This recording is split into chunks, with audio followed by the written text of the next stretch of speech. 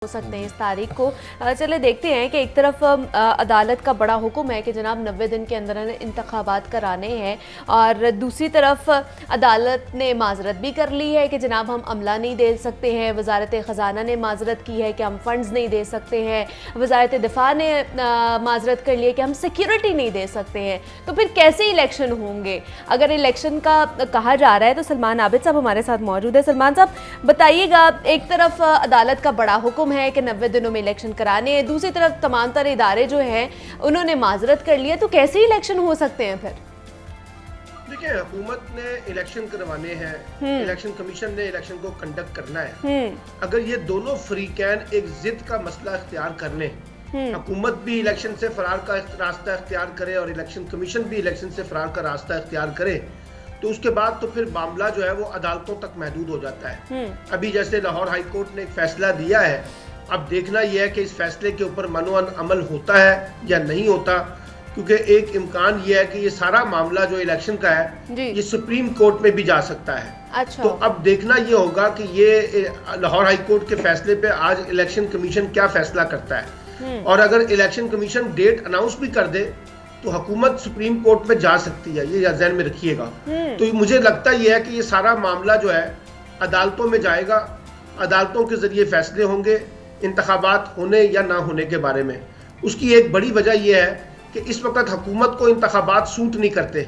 सही। जो मुल्क के माशी हालात हैं, जो महंगाई है और जो अभी मिनी बजट आने वाला है और जो IMF की शराइत के ऊपर एक बड़ा महंगाई का तूफान आएगा, ऐसे में वो इलेक्शन लड़ने कैसे जा सकते हैं और लोग उनको क्यों वोट देंगे? यही वजह है कि हुकूमत जो है हर सूरत में इलेक्शन से बचना चाहती है, चाहे वो बाई इलेक्शन हों और चाहे वो सूबाई इंतखाबात हों और या आम इंतखाबात की बात भी हो। तो ये इस वक्त हुकूमत को इलेक्शन सूट नहीं कर रहे। PTI को लगता ही है कि इलेक्शन उनके हक में होंगे, इसलिए वो उसकी हक में बड़ी कैंपेन चला रहे हैं। लेकिन इस सारे मामले में हमें इलेक्शन कमीशन का किरदार भी जो है वो बड़ा मुतनाज़ा नजर आता है। अच्छा। यानी एक तरफ तो वो बाई इलेक्शन करवाने के लिए तैयार है, कौमी असम्बली के ज़िमनी इंतखाबात, लेकिन सूबाई इंतखाबात कराने के लिए तैयार नहीं है, जो उनकी आईनी जिम्मेदारी बनती है।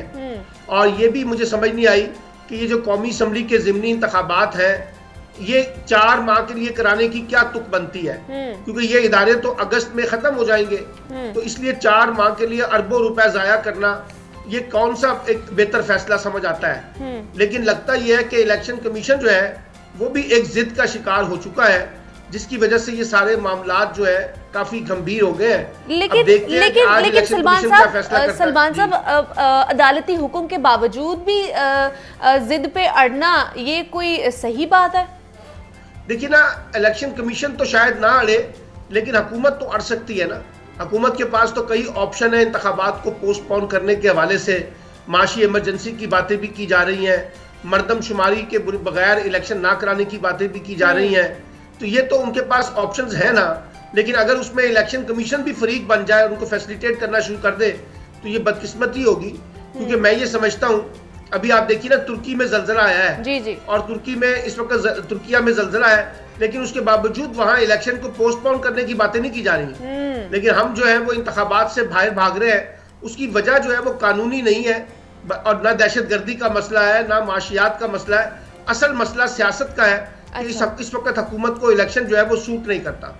अभी साहब मुझे बताइएगा, सबसे पहले तो मैं PTI के हवाले से जानना चाहूँगी, जिस तरह उन्होंने सूबाई असम्बलियों से इस्तीफे दिए, वो एक प्रेशर बिल्डअप करना चाह रहे थे कि शायद कौमी असम्बली के हवाले से कि वहाँ पे इंतखाबात हो सकते हैं। तो क्या ये जो उन्होंने प्रेशर बिल्डअप करने का सोचा था, क्या इसमें वो कह ले कि कामयाब हो पाए हैं या नहीं हो पाए? आपका एनालिसिस क्या कहता है?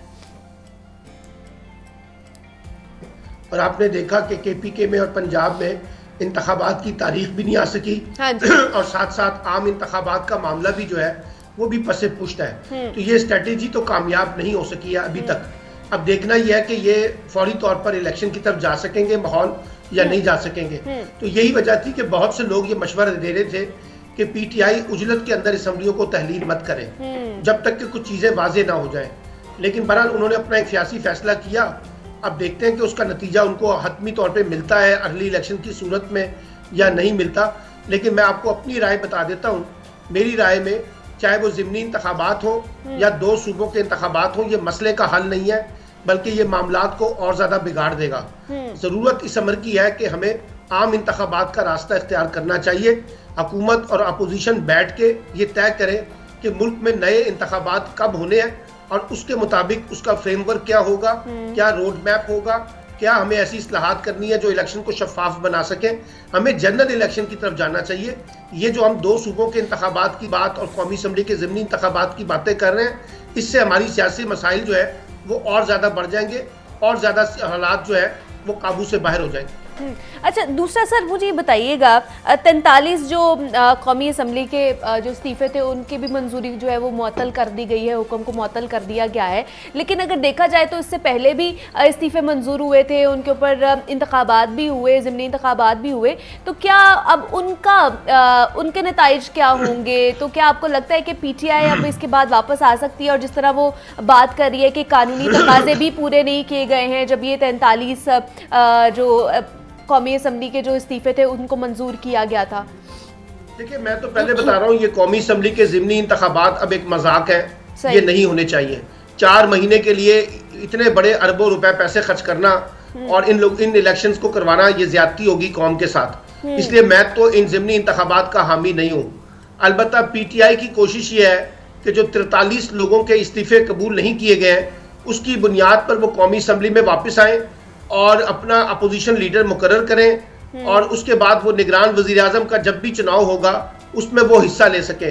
क्योंकि राजा रियाज साहब जो है वो अपोजिशन लीडर तो नहीं है, वो तो PMLN का पार्ट 2 है, इसलिए उनको अपोजिशन लीडर कहना ज्यादती होगी। तो मेरा ख्याल ये है कि ये हिकमत अमली थी कि किसी तरीके से हम कौमी असम्बली में जाके अपोजिशन लीडर का किरदार अदा कर सकें। अब देखते हैं कि इस पे स्पीकर की रोलिंग क्या आती है, वो इसको कबूल करते हैं या नहीं करते हैं। लेकिन मैं ये कह रहा हूं कि इस वक्त असल मसला ये है कि हम आम इंतखाबात का रास्ता इख्तियार करें और उसी पर बातचीत करें, हुकूमत और अपोजिशन के दरमियान होनी चाहिए, ताकि वो सियासी बुरहान जो है वो खत्म हो और जो मईशत की अनसर्टेनिटी है नहीं तो सर आपको लगता है कि कहीं ना कहीं अपोजिशन और हुकूमत एक पेज पे आ सकती है? देखिए, लगता तो बहुत मुश्किल है, हाँ। लेकिन जिन्होंने बिठाना है अगर वो बिठाने में कामयाब हो जाए तो बहुत से मसले हल हो सकते हैं। ये वैसे खुद तो नहीं बैठेंगे। तो सर अगर देखा जाए तो बिठाने वाले तो कहते हैं हमारा तो सियासत से ताल्लुक ही नहीं है, तो फिर कौन बिठाएगा? अब ये देखें, बात ये है कि ये सियासत का मसला तो नहीं ना, ये तो कौमी रियासत का बुरहान का मसला है। इस्टेब्लिशमेंट को इसमें अपना रोल प्ले करना चाहिए, हुकूमत और अपोजिशन के साथ बैठकर एक आम इंतखाबात का रास्ता इख्तियार करना चाहिए। मुझे तो यही मसले का हल नजर आता है। अच्छा। बाकी सारी जो चीजें हैं मुझे लगता है वो मसाइल को और ज्यादा पैदा करेगी। बिल्कुल ऐसे ही है, और जितनी सूरत हाल गंभीर होती जा रही है इससे ज़्यादा और ख़राब हो सकती है। अच्छा सलमान, आपको लगता है क्या इस तरह की कोई आने वाले दिनों में हो सकता है कि अपोजिशन और हुकूमत एक पेज पे आके इकट्ठी होकर बैठ सके और अवाम के रिलीफ के लिए सोच सके? कुछ भी मुमकिन है। आपको याद होगा कि शहबाज शरीफ 10 साल पहले जब जलसा करते थे तो आसिफ अली जरदारी के ऊपर खासी जो है सख्त अल्फाज इस्तेमाल करते थे, उन पर तनकीद करते थे। बड़े मशहूर भी हैं, वो रिपीट नहीं मैं करना चाह रहा। तो बहुत ही सख्त और इस तरह की बातें करते थे कि जी यूँ लगता था कि जैसे कोई एक दूसरे के जानी दुश्मन है। अच्छा। लेकिन आज आप देख सकते हैं कि आसिफ जरदारी ने शहबाज शरीफ को वज़ीर आज़म बनाया पाकिस्तान के लिए। उनकी एफर्ट्स जो हैं वो मरकज़ी उन्होंने किरदार अदा किया है। तो सियासत में कुछ भी मुमकिन है। और इमरान खान साहब जो आज अपोजिशन के साथ, इस मौजूदा गवर्नमेंट के साथ या इन लोगों के साथ, PMLN पीपल्स पार्टी के साथ ना बैठने के ऐलानात तो कर रहे हैं, लेकिन जो है हमने पिछले कई बरसों पहले हमने देखा कि इमरान खान साहब इनके साथ ही होते थे, मुख्तलिफ तहरीकों में साथ रहे हैं। तो सियासत में कुछ भी मुमकिन है, कोई पता नहीं कि जी कोई कमेटी बन जाए उसके अंदर बैठ जाए। आपको याद होगा 2014 के धरने में भी जब APS का वाक़या हुआ था, इमरान खान साहब बाहर धरना दे रहे थे और ख़ासी जो है वो तनकीद का निशाना बना रहे थे गवर्नमेंट को, नवाज शरीफ को। लेकिन APS का वाक़या हुआ तो फिर उनको बैठना पड़ा, नवाज शरीफ के साथ बैठे थे। अच्छा, वो जो एंड पे सलमान एक